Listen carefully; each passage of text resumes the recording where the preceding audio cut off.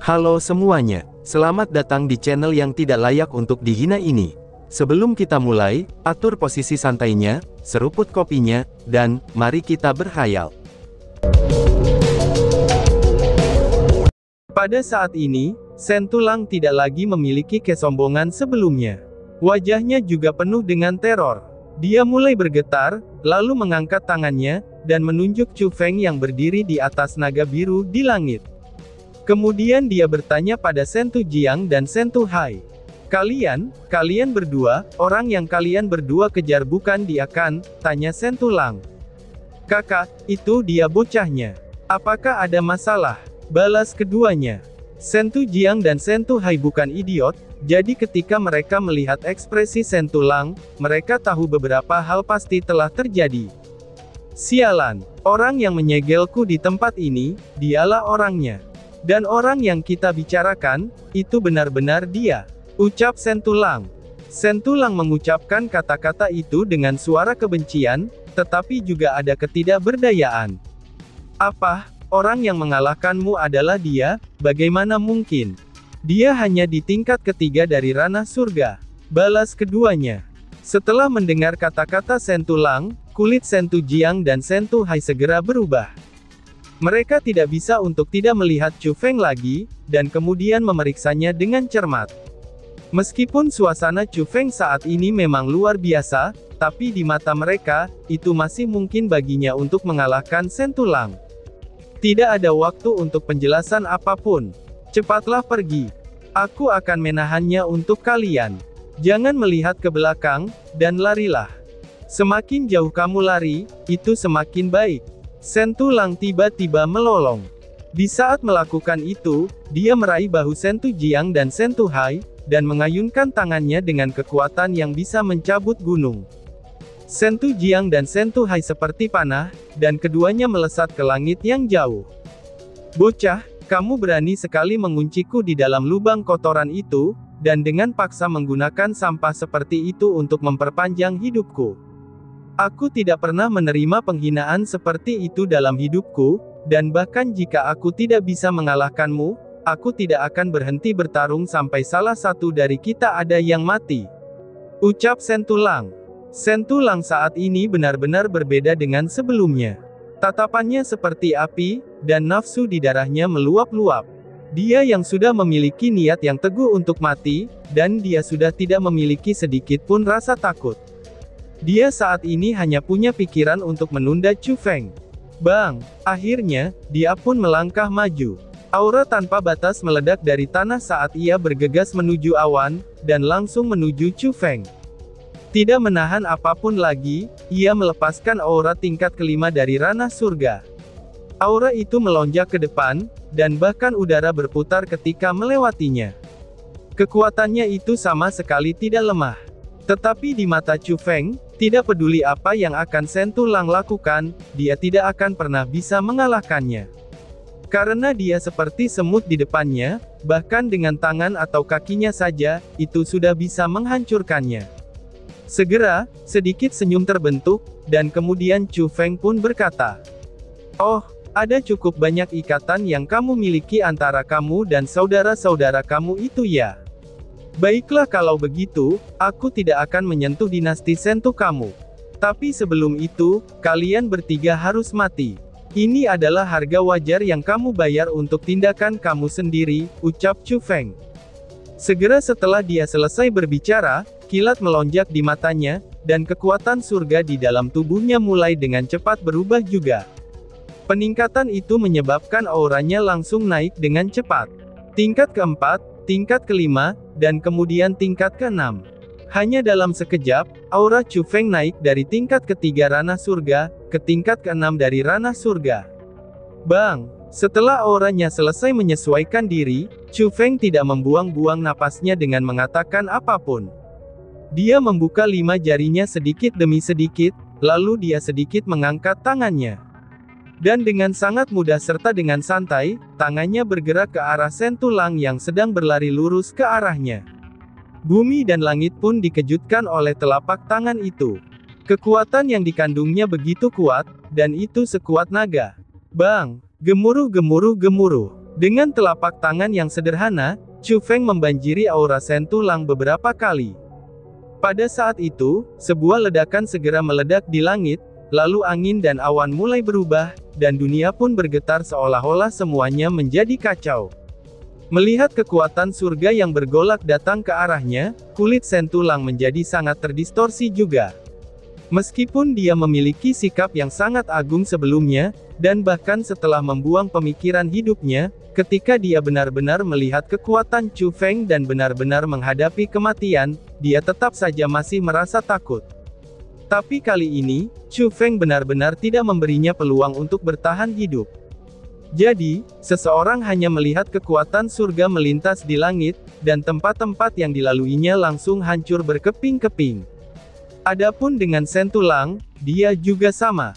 Dengan suara cerot, jenius nomor 1 dari dinasti Sentu, dan merupakan seorang ahli kultivasi di tingkat kelima dari ranah surga, itu menjadi genangan darah dalam turbulensi kekuatan surga.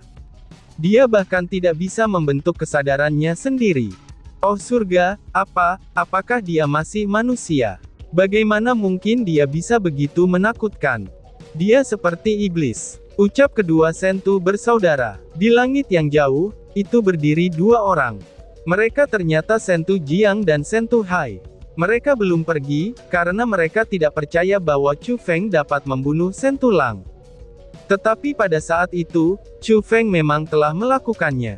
Chu Feng yang bahkan mereka anggap rendah, ternyata dia adalah yang paling menakutkan dari kelompok 5 orang itu.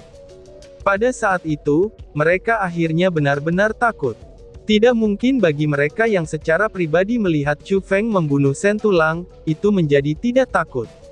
Wush! Tetapi pada saat itu, Chu Feng yang berdiri di langit yang jauh, ia segera memutar kepalanya. Dia melemparkan tatapan dinginnya kepada Sentu Jiang dan Sentu Hai. Sial, dia sudah melihat kita. Cepat lari, teriak keduanya. Hati mereka segera goyah, itu ketika mereka melihat tatapan Chu Feng. Kaki mereka seketika menjadi lemas, dan seolah-olah darah mereka membeku. Ketakutan semacam itu membuat mereka merangkak naik kembali ke langit, dan bahkan mereka hampir jatuh.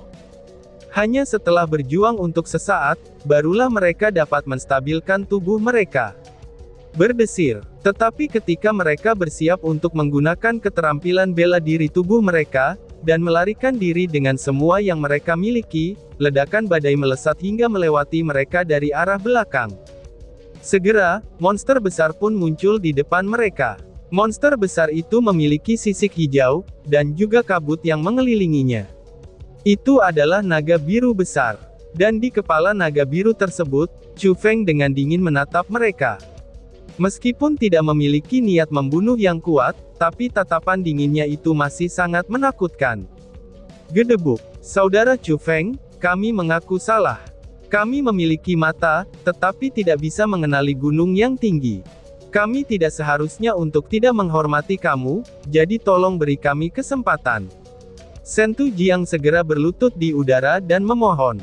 Plak-plok. Sentu Hai bahkan bertindak lebih ganas lagi. Tidak hanya dia berlutut di udara, dia pertama kali tanpa ampun menamparkan dirinya sendiri 2 kali, itu sebelum dia berbicara dengan air mata dan ingusnya yang keluar. Tuan Chu Feng, itu salahku, itu salahku. Aku seharusnya tidak mencari masalah, aku seharusnya tidak menghina teman-teman kamu. Tolonglah, sebagai karakter yang hebat, kamu harus memiliki kebaikan. Mohon berpikiran luas dengan kami, dan beri kami kesempatan untuk memulai yang baru. Aku mohon, kasihanilah aku, ucap Sentu Hai. Emosi Chu Feng tidak berubah sedikit pun ketika dia melihat keduanya, karena ketika dia ingin membunuh seseorang, dia tidak akan terpengaruh. Jadi, Chu Feng hanya mengatakan satu kalimat. Kalian berdua akan menyusul Shen Tulang, ucap Chu Feng. Bang! Segera setelah dia berbicara, pikirannya langsung berputar. Chu Feng tidak menggunakan kekuatan surganya, tetapi menggunakan kekuatan formasi spiritual. Formasi spiritual berwarna birunya menjadi sangkar, dan dari segala arah, formasi itu mengunci mereka berdua di dalamnya.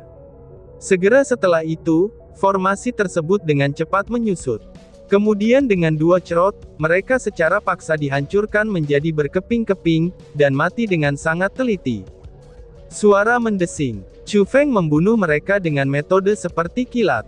Kemudian, Chu Feng sedikit membuka telapak tangannya.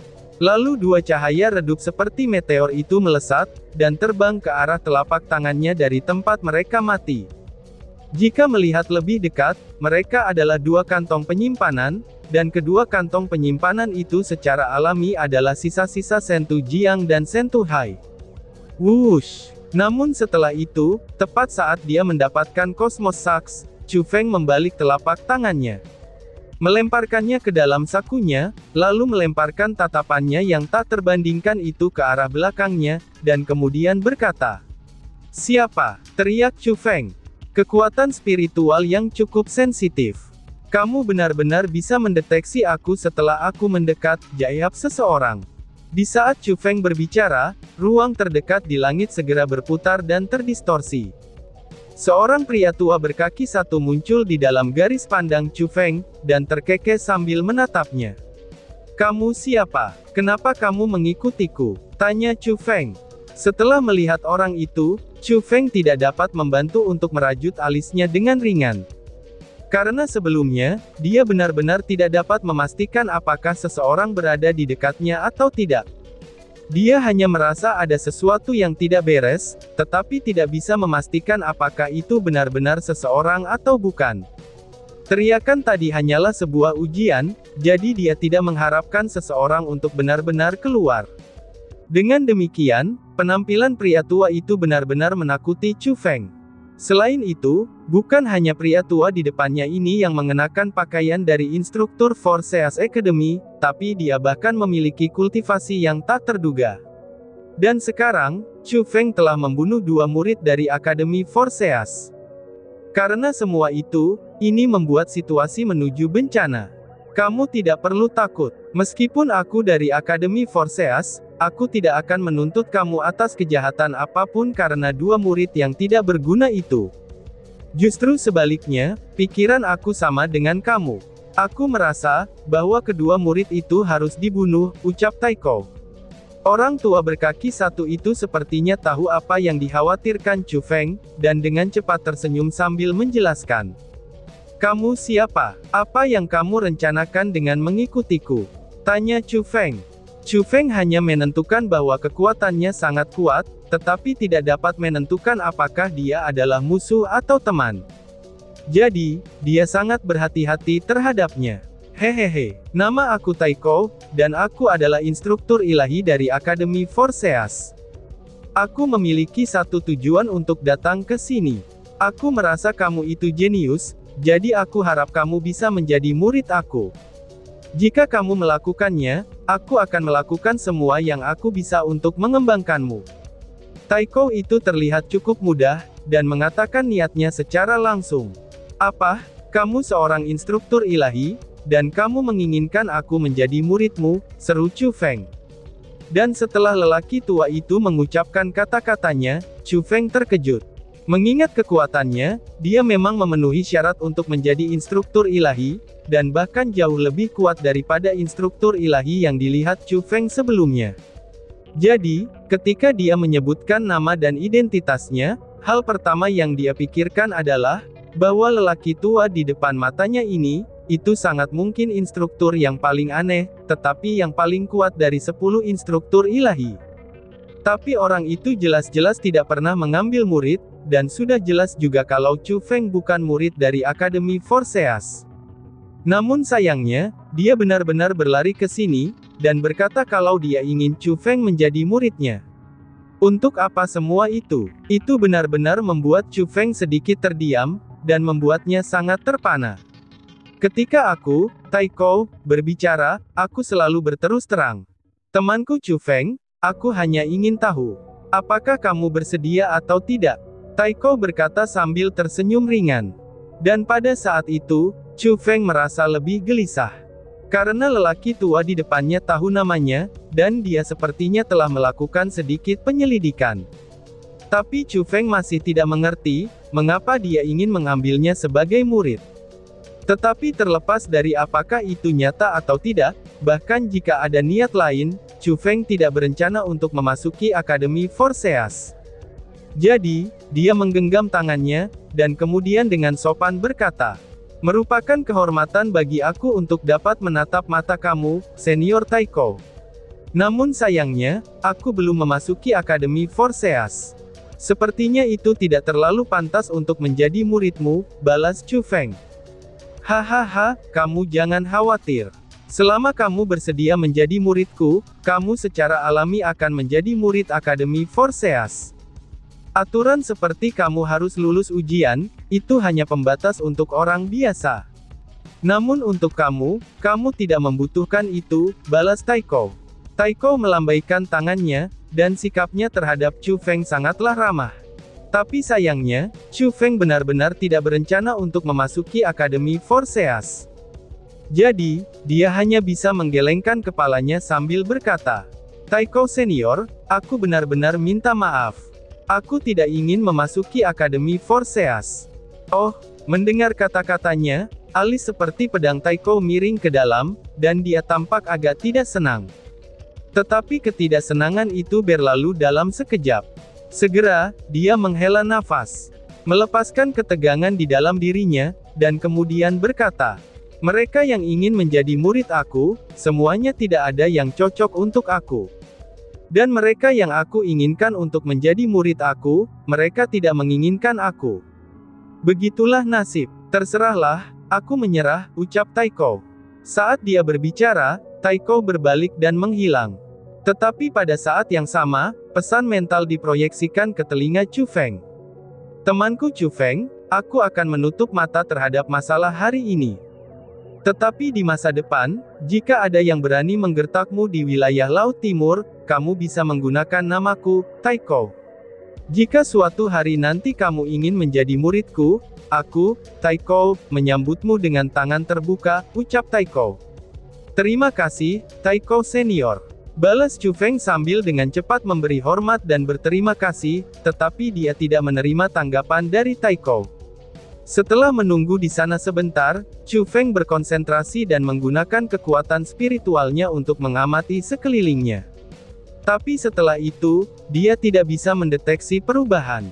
Jadi, dia memutuskan bahwa Taiko benar-benar sudah pergi. Instruktur itu benar-benar seperti rumor yang beredar. "Dia benar-benar sangat aneh," gumam Chu Feng. Chu Feng cukup terdiam saat menghadapi Taiko, tapi dia meninggalkan kesan yang cukup bagus. Meskipun sifat aneh Taiko agak aneh, tapi setidaknya, dia tampaknya orang yang jujur dan berpikiran luas. Tapi setelah mengalami kejadian seperti itu, Chu Feng juga menjadi lebih waspada. Dia mengenakan topeng transformasi yang dia dapatkan dari pria tua berwajah 100 saat itu, dan membuat ilusi seorang pria paruh baya berwajah biasa dengan tubuh besar. Chu Feng sudah memutuskan, kalau dia akan menunjukkan dirinya kepada publik sebagai pria itu. Dengan begitu, bahkan jika dia akan menimbulkan masalah, itu tidak akan mempengaruhi dirinya sendiri. Bahkan dia juga tidak akan mempengaruhi Jiang Wuxiang, Zhang Tianyi, dan juga Su Rou dan Su Mei. Selain itu, Chu Feng memberi dirinya nama baru, yaitu Wu Qing. Adapun alasan mengapa dia memilih nama ini, itu sangat sederhana juga. Untuk mencapai tujuannya, Chu Feng harus menjadi satu orang yang tidak berperasaan. Setelah mengubah wajahnya, Chu Feng menetapkan tujuan pertamanya. Tujuan pertamanya adalah menuju teras pecinta.